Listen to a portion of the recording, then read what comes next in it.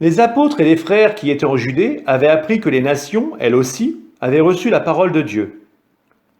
Lorsque Pierre fut de retour à Jérusalem, ceux qui étaient juifs d'origine le prirent à partie, en disant « Tu es entré chez des hommes qui ne sont pas circoncis, et tu as mangé avec eux. » Alors Pierre reprit l'affaire depuis le commencement et leur exposa tout dans l'ordre en disant « J'étais dans la ville de Jaffa en train de prier. Et voici la vision que j'ai eue dans une extase. C'était un objet qui descendait. On aurait dit une grande toile tenue aux quatre coins, venant du ciel. Elle se posa près de moi. Fixant les yeux sur elle, je l'examinais, et je vis les quadrupèdes de la terre, les bêtes sauvages, les reptiles et les oiseaux du ciel. J'entendis une voix qui me disait « Debout, Pierre, offre-les en sacrifice et mange. » Je répondis « Certainement pas, Seigneur.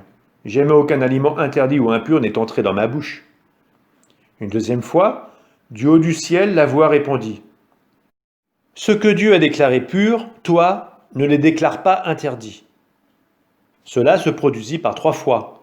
Puis tout fut remonté au ciel. Et voici qu'à l'instant même, devant la maison où j'étais, survinrent 3 hommes qui m'étaient envoyés de Césarée. L'Esprit me dit d'aller avec eux sans hésiter. Les 6 frères qui sont ici m'ont accompagné, et nous sommes entrés chez le centurion Corneille. Il nous raconta comment il avait vu l'ange se tenir dans sa maison et dire « Envoie quelqu'un à Jaffa pour chercher Simon surnommé Pierre. Celui-ci t'adressera des paroles par lesquelles tu seras sauvé, toi et toute ta maison. » Au moment où je prenais la parole, l'Esprit Saint descendit sur ceux qui étaient là, comme il était descendu sur nous au commencement. Alors je me suis rappelé la parole que le Seigneur avait faite. Jean a baptisé avec l'eau, mais vous, c'est dans l'Esprit Saint que vous serez baptisés. Et si Dieu leur a fait le même don qu'à nous, parce qu'ils ont cru au Seigneur Jésus-Christ, qui étais-je moi pour empêcher l'action de Dieu ?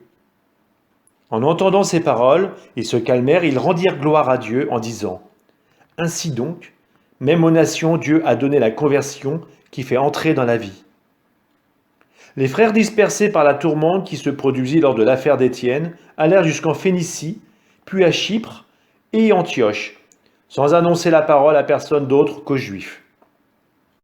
Parmi eux, il y en avait qui étaient originaires de Chypre et de Cyrène, et qui, en arrivant à Antioche, s'adressaient aussi aux gens de langue grecque pour leur annoncer la bonne nouvelle.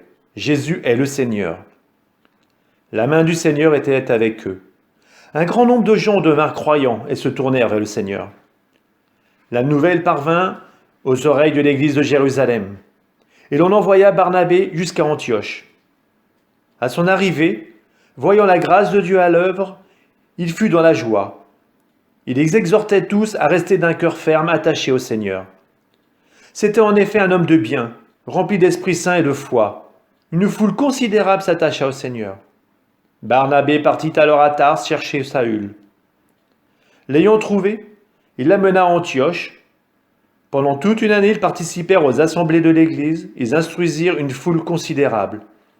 Et c'est à Antioche que, pour la première fois, les disciples reçurent le nom de chrétiens. En ces jours-là, des prophètes descendirent de Jérusalem à Antioche.